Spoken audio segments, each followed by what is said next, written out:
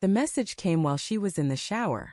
Her phone buzzed once, lighting up the nightstand with a soft glow.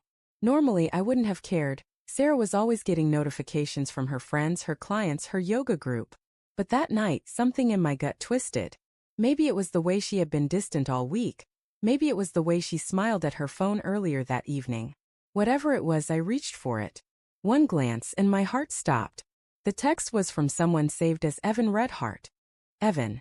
So, did he finally propose? Or should I start making Valentine's Day plans for two? I froze.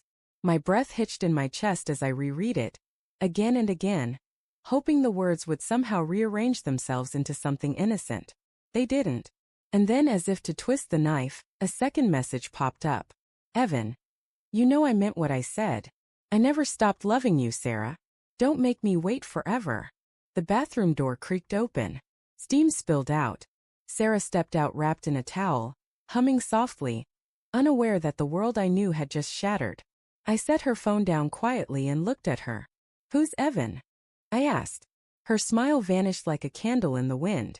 2 weeks earlier, she had given me an ultimatum. It was a Sunday morning, the kind that smelled like coffee and pancakes, and she sat across from me in one of my old college hoodies, hers now because that's what love looked like to me then. I need to know where this is going, Mark, she said. Propose by Valentine's Day or what?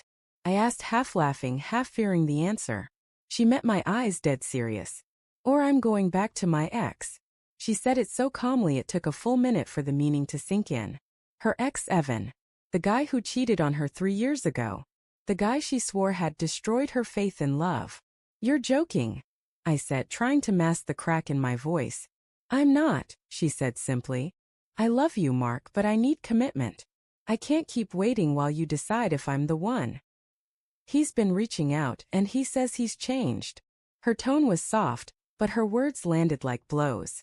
I wanted to be angry, but mostly I was just scared. Scared to lose her. And that fear made me do something stupid. I told her I'd think about it. Back to the present. She stood there dripping water onto the floor, her towel clenched tightly in her hands. Why are you going through my phone? She asked, her voice trembling. I didn't answer. Mark, I asked you a question. I think the real question, I said, stepping closer, is why your ex is asking if you're spending Valentine's Day with him. Her lips parted, but no words came. Just guilt, raw and visible. Mark, it's not what it looks like. Oh, really? Because it looks like you've been talking to the guy you threatened to run back to if I didn't propose fast enough.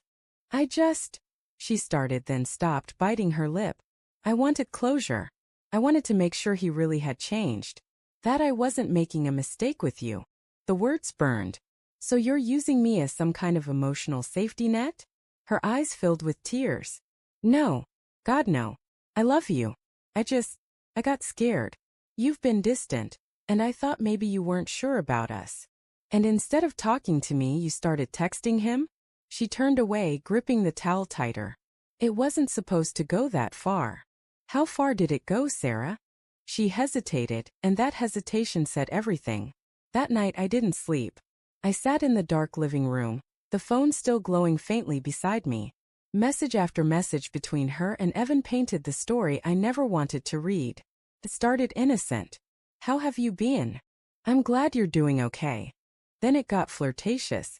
I missed the way we used to laugh. You always looked good in blue. And finally emotional. I wish I'd never let you go. Sometimes I wonder what life would be like if we'd stayed together. The latest one was from 2 days ago. Sarah. If he doesn't propose by Valentine's Day, maybe it's a sign. Maybe you and I were meant to have another chance. I stared at that message until my eyes blurred. It was one thing to suspect betrayal, another to read it in her words. At dawn I went upstairs. She was asleep, her hand stretched across the empty side of the bed, like she could still reach for me in her dreams. I watched her for a long time, remembering the girl who once laughed at my stupid jokes, who kissed me in the rain and called me her forever. But forever, it turned out, had an expiration date. The next morning, she woke to the smell of coffee. I was at the kitchen counter, dressed for work, calm, too calm. Mark, she asked softly. About last night. I looked up, meeting her eyes. I thought about your ultimatum. She froze. And I set down the mug. You're right. You shouldn't have to wait forever. Her face lit up, hopeful. Mark, does that mean? It means, I said, sliding an envelope across the table, you don't have to wait at all. Inside was a printed screenshot of her conversation with Evan. Her hand shook as she opened it. Mark, I'm not proposing, I said evenly. I'm letting you go. Her voice broke. Please don't do this. It was a mistake. I was confused. I laughed bitterly. Confused? You planned your next relationship before ending this one. She reached for me, but I stepped back. You said propose by Valentine's Day or I'm going back to my ex, I said quietly. So I made your choice easy. Go back. Her eyes widened with panic. You don't mean that. You love me. I do, I admitted. But I love myself more than being someone's second option. For weeks after she left, the apartment felt hollow. Every sound echoed, the kettle's whistle, the creak of the floorboards, even my own breathing. I'd find her hair ties in drawers, her perfume still faint on the pillow. I'd wake up reaching for her, only to remember she wasn't there anymore. Sometimes I'd think about texting her just to ask if she was happy. But I didn't, because deep down I knew the answer didn't matter. Love built on fear and ultimatums doesn't survive. 2 months later I saw her again. I was out with friends when she walked into the same cafe, her eyes finding mine instantly. She looked smaller somehow, like the weight of her choices had finally settled on her shoulders. Mark, she said softly, approaching my table. Can we talk? I nodded, more out of curiosity than longing. We sat by the window. She fidgeted with her coffee cup before finally saying, I made a mistake. I thought I wanted security, but what I really wanted was to feel chosen. By threatening to leave? I asked. Tears welled up. I know. I was stupid. Evan wasn't who I thought he'd become. He's still the same liar he was before. I looked at her for a long time, feeling a strange mixture of pity and relief. I'm sorry, Sarah. I really am. But you didn't just hurt me. You broke the version of us that could have been. She nodded, wiping her eyes. I don't expect forgiveness. I just needed you to know I regret it. I believe you, I said quietly. But that doesn't change anything. She looked out the window, her reflection blurred by rain. I miss you. I smiled sadly. Then maybe next time don't make love a deadline. That night I went home and sat by the window, watching the city lights flicker below.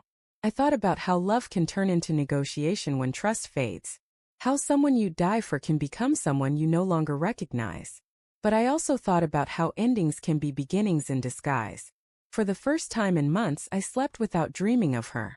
And when Valentine's Day finally came, the day she had chosen as the measure of my love, I didn't feel bitterness. I just made myself a cup of coffee, opened the curtains and watched the sunrise paint the world gold. Because sometimes the best proposal isn't a ring. It's walking away from the person who never truly saw your worth.